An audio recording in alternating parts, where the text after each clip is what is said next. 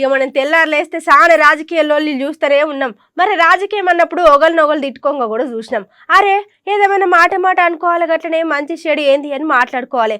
కానీ గిట్ల చేసుడు మాత్రం మంచి పద్ధతి కాదంటున్నారు కమలం పువ్వు పార్టీ లీడర్లు. ముచ్చట సమజైనట్టుంది కదా. మరి నిన్న మన కమలం పువ్వు పార్టీ MP Arvind sir, KCR sir అట్లనే వాళ్ళ కొడుకు బిడ్డల గురించి ఎట్లా పడితే అట్లా మాట్లాడిన ముచ్చటం ఇది. అలా మన ఎమ్మెల్సీ కవిత మేడం మస్తుకరమైంది. అట్లనే కవిత మేడం వాళ్ళ కుటుంబం గురించి ఎట్లా పడతారు ఎట్లా మాట్లాడతారని గులాబీ కార్యకర్తలు చక్కగా అరవింద్ సార్ ఇంటికి పోయి మస్తు లొల్లి లేచిళ్ళు, రాలీస్ రేచిళ్ళు, అద్దాలు వాళ్ళ కొట్టిళ్ళు, అక్కడ ఉన్న ఆడవాళ్ళ మీద బెదిరించిళ్ళు. ఇక ఈ ముచ్చట మీద మరి కమలం పువ్వు పార్టీ ఎంపీ అరవింద్ సార్ ఏం మాట్లాడుతున్నాడో ఇందాం పారి.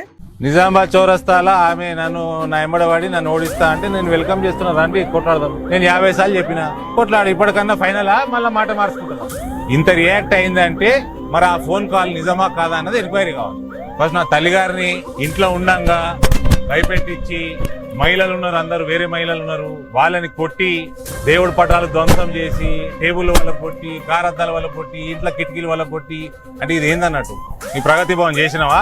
నా తల్లి గారిని భయపెట్టించే హక్కోడిచ్చింది నీకు. అరే ఎన్ని రాజకీయాలలో ఉన్నా అట్లనే ఎన్ని కోపాలు ఉన్నా మంచి చెడు చూసుకొని మాట్లాడుకోవాలి.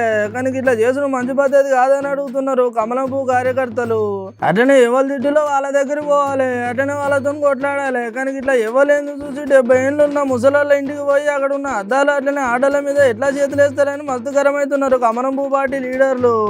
కుల అహంకారంతో మాట్లాడుతున్నారు. విపరీతమైన కుల అహంకారం అయిపోయింది. ఈ కేసీఆర్, కవిత, కేటీఆర్ కి విపరీతమైన కుల అహంకారం అయిపోయింది. కానీ ఇక్కడ అసలు ముచ్చట ఏంటంటే ఇట్లా మాట్లాడుకుంటూ పోతే మరి మాట పెరిగి పెద్దలు అయ్యేటట్టున్నాయి, కానీ అసలు ముచ్చట తేలివేయట్లేదని అంటున్నారు ముచ్చటిన పబ్లిక్.